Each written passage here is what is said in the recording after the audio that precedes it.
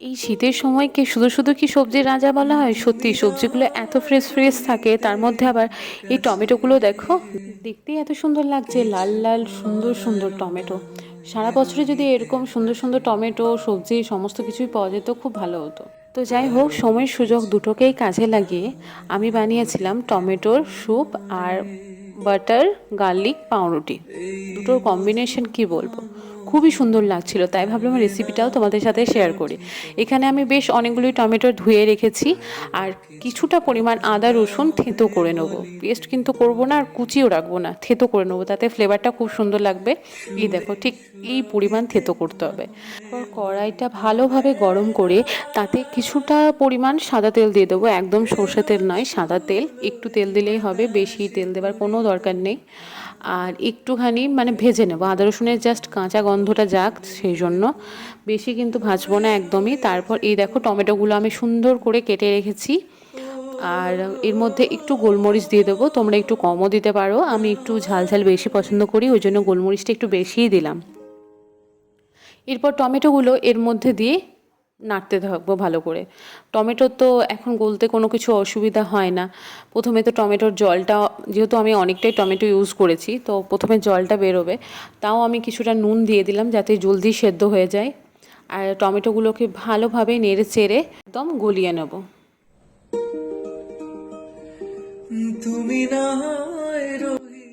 আমি কিছুক্ষণ ঢাকাও দিয়ে দিলাম যাতে টমেটোটা আরও তাড়াতাড়ি ভালোভাবে সেদ্ধ হয়ে যায়।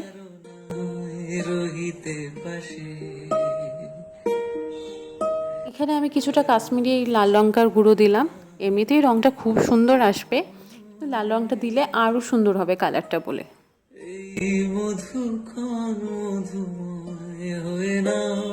এরপর ধনেপাতার ডাঁটার অংশটা বেশি করে দেব, এতে ফ্লেভারটা খুবই সুন্দর আসে। আমি অনেক টমেটো স্যুপ খেয়েছি নিজেই বানিয়ে বেশিরভাগ, কিন্তু আমি এই রেসিপি যখনই আমি বানাই এইভাবে, তখন সেই স্বাদটা হয় অনেক সুন্দর।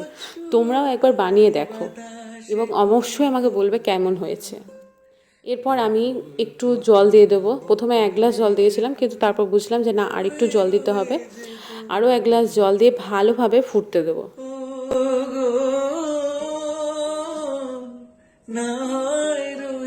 দেখো, বেশ কিছুক্ষণ ধরে আমি ফুটতে দিয়েছি। এরপর আমি কি করব, বেশ কিছুক্ষণ ফোটার পর, মিনিমাম 10 মিনিট ফোটার পর, আমি এই একটা ছাঁকনি নিয়ে এই টমেটো বা গোলমরিচ সমস্ত জিনিসটা ছেঁকে নেব, যাতে জলটা আর মেন টমেটোর শক্ত জিনিসটা আলাদা হয়ে যায়।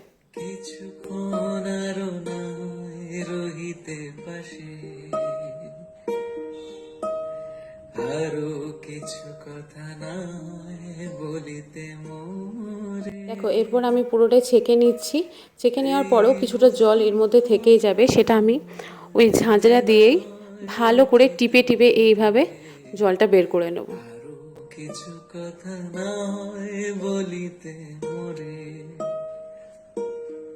আচ্ছা, আর এই যে ছাকার পর যে এই টমেটোগুলো থাকবে, যেগুলো গলেনি ভালোভাবে, সেটাকে ভালোভাবে মিক্সিতে পেস্ট করে নেব।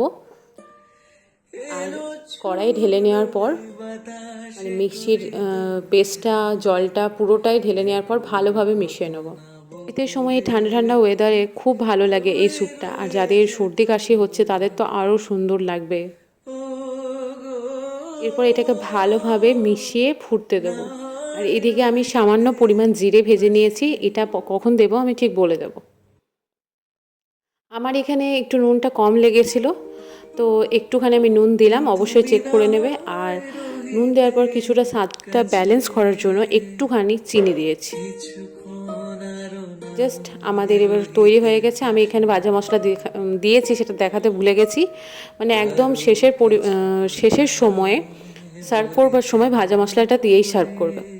তো সেদিন রাতে বানিয়েছিলাম ওই বাটার পাউরুটি, গার্লিক পাউরুটি আর অমলেট। তো বাটার গার্লিক পাউরুটি বানানোর জন্য প্রথমে বাটারটাকে একটু মেল্ট করে নিয়েছি, এখানে আমার বেশি মেল্ট হয়েছিল।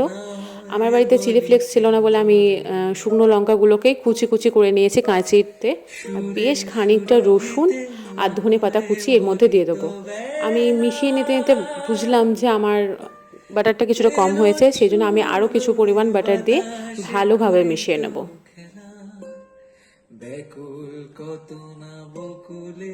এই দেখো এখানে আমি পাউরুটি নিয়ে নিয়েছি। অনেকে আবার পাউরুটির এই পেছনে বা সাইডের অংশটা পছন্দ করে না, আমার আবার খুবই ভালো লাগে। ভালোভাবে বাটার গার্লিকটা লাগিয়ে নেব পাউরুটির ওপর। আমার একটু অসুবিধা হচ্ছে, লাগিয়ে নিই তারপরে দেখাচ্ছি। এই দেখো আমার সবগুলোতে ভালোভাবে লাগানো হয়ে গেছে। এরপর আমি তাওয়াটা গরম করে আঁচটা একদম কমিয়ে দেবে।